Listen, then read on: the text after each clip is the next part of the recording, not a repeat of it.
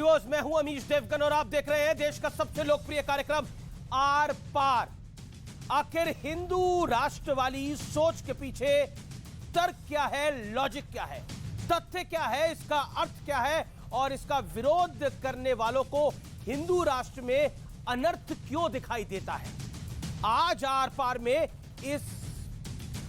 इस पर सबसे बड़ा संवाद होगा, क्योंकि बागेश्वर धाम के पीठाधीश्वर श्री धीरेन्द्र कृष्ण शास्त्री ने हिंदू राष्ट्र की हुंकार भरी तो तमाम विरोधी उनके खिलाफ खड़े हो गए। रामचरितमानस को कोसने वाले स्वामी प्रसाद मौर्य कह रहे हैं कि हिंदू राष्ट्र की बात करना देश के संविधान के बेहद खिलाफ है।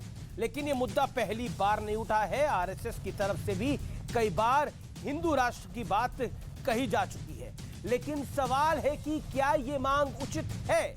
आज इस पर इतिहास और भूगोल वाले तथ्यों के साथ मैं देश की सबसे बड़ी चर्चा करने जा रहा हूं। अगर देश सेकुलर है तो हिंदू राष्ट्र क्यों, यह मेरा सवाल है आज की बहस में। हालांकि इस देश में एक विचारधारा ऐसी भी है जो भारत में निजामे मुस्तफा का सपना देख रही है, इसलिए आज इस पर भी संवाद आवश्यक हो जाता है। तो स्वागत है आपका देश की सबसे लोकप्रिय चर्चा में।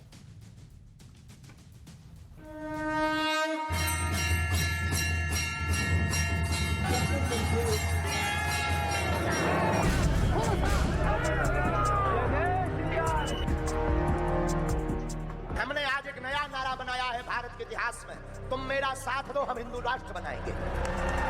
तुम हमारा साथ दो हम हिंदू राष्ट्र बनाएंगे। हिंदू राष्ट्र की हुंकार भरने के बाद बागेश्वर धाम वाले धीरेन्द्र कृष्ण शास्त्री ने अब ये ऐलान कर दिया है कि देश हिंदू राष्ट्र बनने की तरफ आगे बढ़ रहा है। हिंदू समाज एक साथ है और भारत हिंदू राष्ट्र की ओर अग्रसर है। इस मुद्दे पर उन्हें साधु संतों का भरपूर समर्थन भी मिल रहा है। भारत देश हिंदू राष्ट्र बनना चाहिए और हम सारे लोग धीरेन्द्र शास्त्री के साथ रहें। बहुत अच्छा संदेश दिए हैं, हिंदू राष्ट्र होना चाहिए, हिंदू को एक होना चाहिए। इस बीच संघ सरकार्यवाह दत्तात्रेय होसबोले ने भी बड़ा बयान दिया है। पूजा पाठ करता है, उनके क्या अभिमत है वो हमारे विचार नहीं है। जिनके पूर्वज हिंदू हैं वो हिंदू हैं, लेकिन किसी कारण से वो गए तो दरवाजा नहीं बंद कर सकते, इसलिए वो घर के अंदर आ सकते, घर वापसी उनको करवा सकते हैं। देश का डीएनए एक ही है, वो डीएनए है जो गांधी जी का डीएनए था, जो बाबा साहब का डीएनए है। ये देश हिंदुस्तान है, लेकिन इस देश का रहने वाला हर आदमी हिंदू नहीं हो सकता। लेकिन सवाल है कि आखिर हिंदू राष्ट्र वाली सोच के पीछे तर्क क्या है, तथ्य क्या है और इसका अर्थ क्या है। क्योंकि भारत जिस संविधान से चलता है उसके मुताबिक हमारा देश सेक्युलर है। ऐसे में हिंदू राष्ट्र का मुद्दा बार बार क्यों उठता है। आज इसी मुद्दे पर फैक्ट्स के साथ सबसे सार्थक संवाद होगा।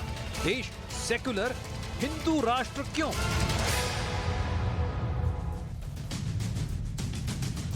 और अब वक्त है आर पार के सुप्रसिद्ध विश्लेषण का। आइए आपको मैं विश्लेषण की बात बताता हूं।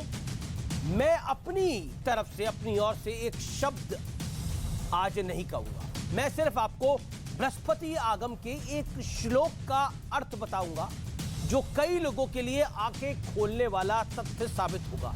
मैं आपको समझाता हूं, वॉल पर यह विश्लेषण आएगा और ये है हिंद और हिंदू को समझाने वाला विश्लेषण, या फिर इसको अलग शब्दों में बोले तो हिंदुस्तान को समझाने वाला विश्लेषण।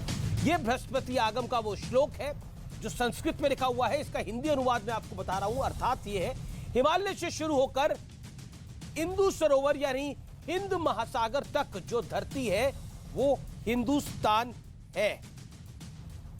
इस श्लोक में इंदु शब्द चंद्रमा के लिए कहा गया है। यह मैं आपको बता देता हूं। इसी वजह से कहा जाता है कि हिंदू शब्द इंदु से बना है।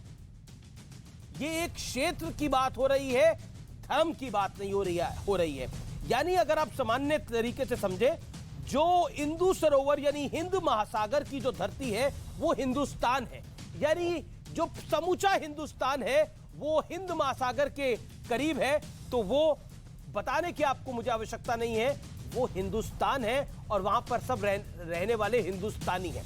और मेरे साथ आज की चर्चा में कौन कौन जुड़ रहा है आपको परिचय करा देते हैं। मेरे साथ आज की चर्चा में प्रोफेसर संगीत रागी होंगे, डॉक्टर उदित राज है, उनका अभिनंदन है, फॉर्मर आईएएस है, फॉर्मर मेंबर ऑफ पार्लियामेंट है।